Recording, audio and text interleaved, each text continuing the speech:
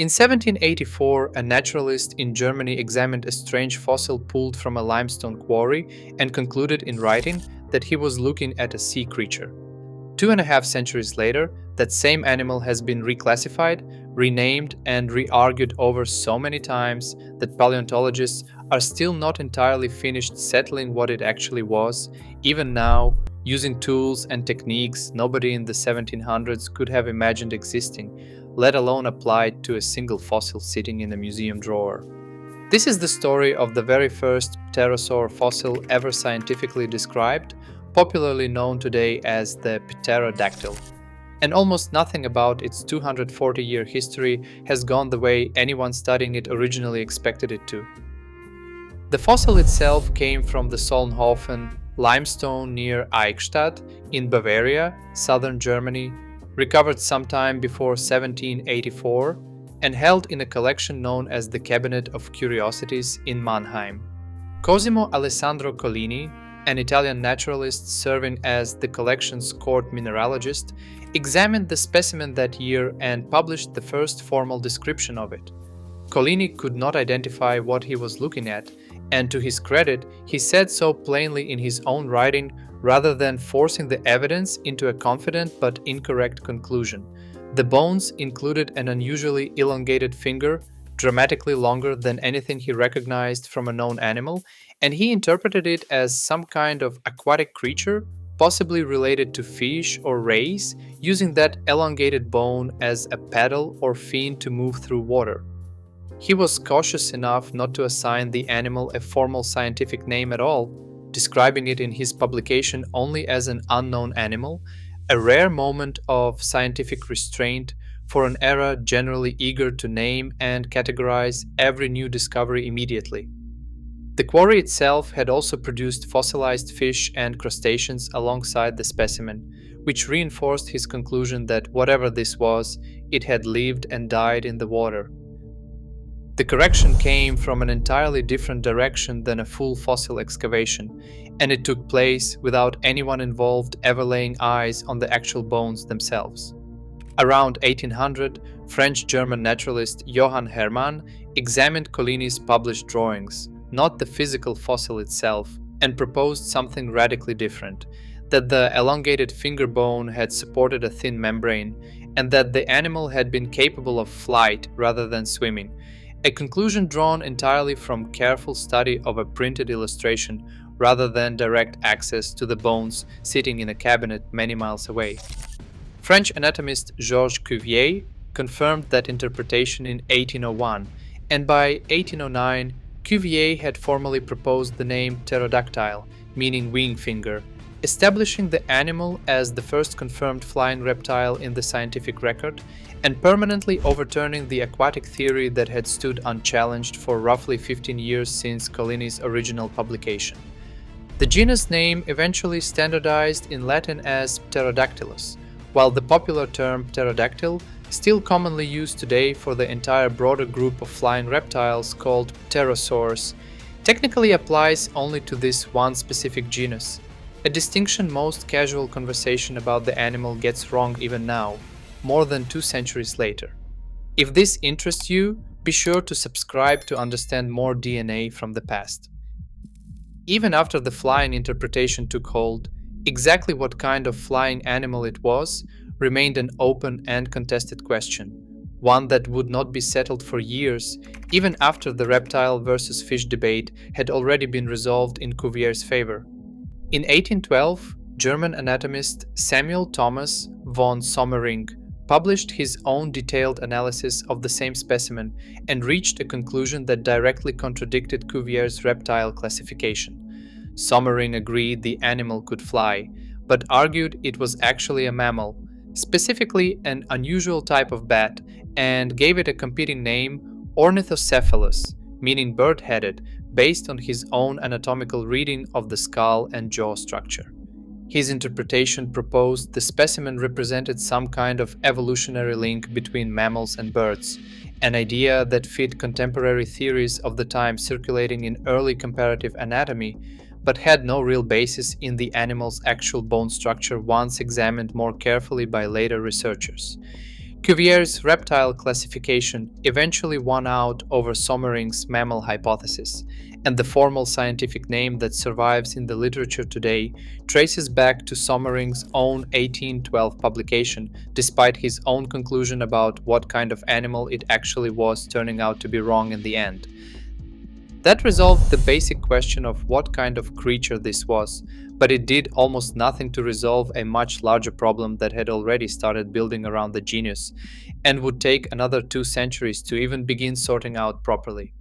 Throughout the 1800s, naturalists working through the Solnhofen limestone quarries kept finding more specimens and kept assigning many of them new species names based on differences in size, tooth count, and skull proportions, treating every noticeably different looking skeleton as evidence of a distinct animal rather than considering simpler explanations like age or individual variation.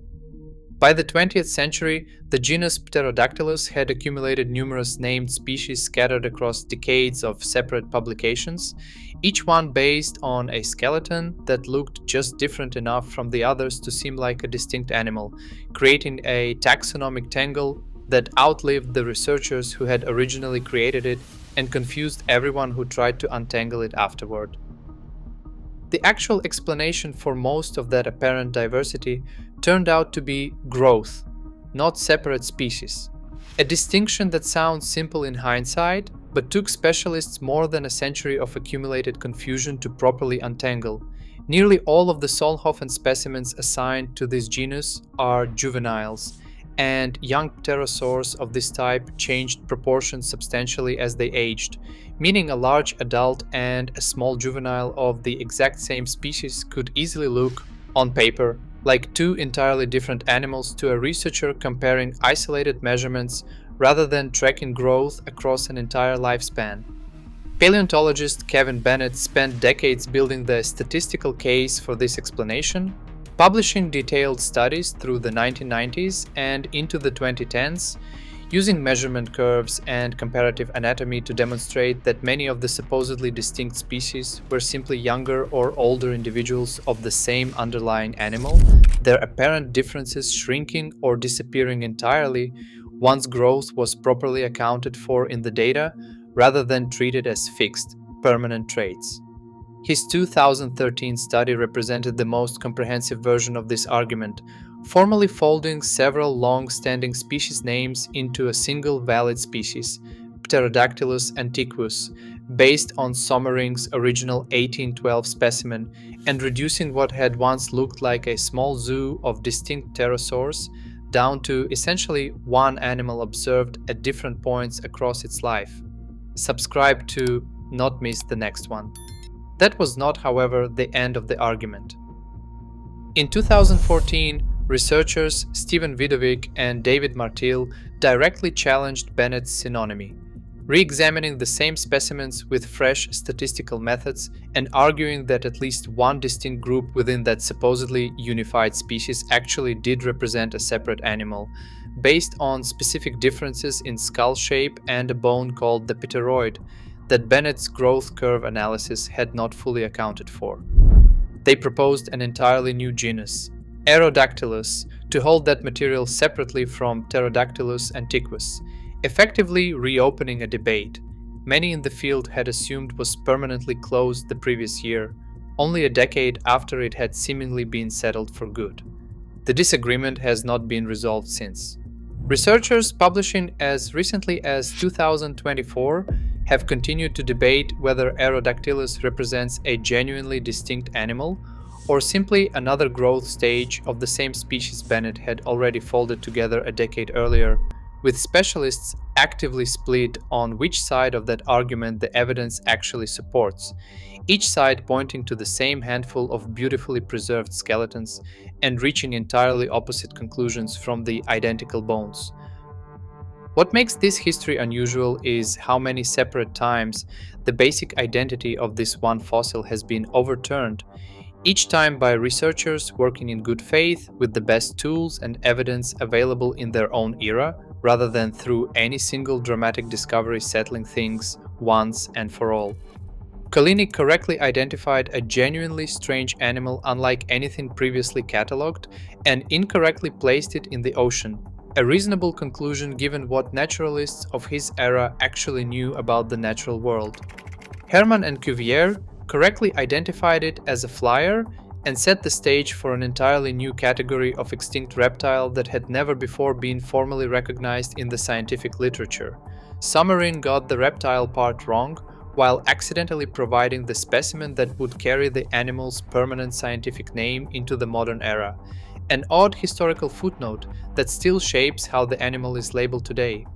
Bennett brought long overdue statistical rigor to a genus cluttered with far too many species, and modern researchers are still actively testing whether his solution went slightly too far in the opposite direction, collapsing genuine distinctions along with the false ones in pursuit of a tidier answer. None of this ambiguity comes from a shortage of fossils, which is itself part of what makes the ongoing uncertainty so striking to outside observers unfamiliar with just how much material actually exists. The Solnhofen limestone has produced dozens of specimens of this animal, more completely and more finely preserved than almost any other pterosaur site on Earth. Extraordinary skeletons with soft tissue impressions still visible in the stone after roughly 150 million years underground, undisturbed until quarry workers began breaking apart the rock centuries ago. The uncertainty exists specifically because juvenile pterosaurs of this type changed so much during growth that even abundant, beautifully preserved material can still be genuinely difficult to sort into the correct number of species,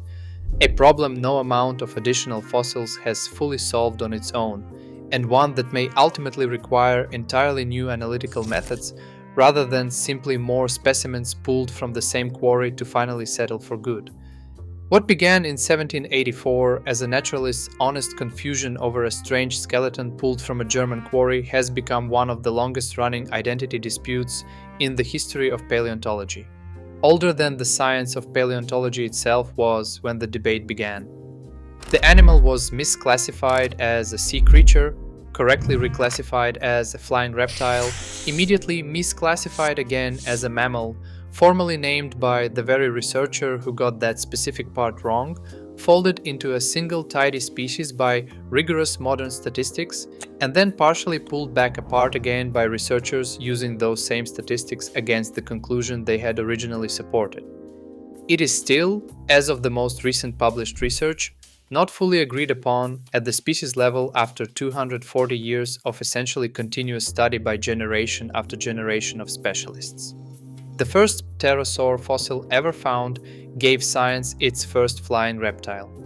It has never once, in almost 2.5 centuries, stopped teaching paleontologists that a single well-preserved skeleton, no matter how many times it gets examined, can still hide more questions than it answers.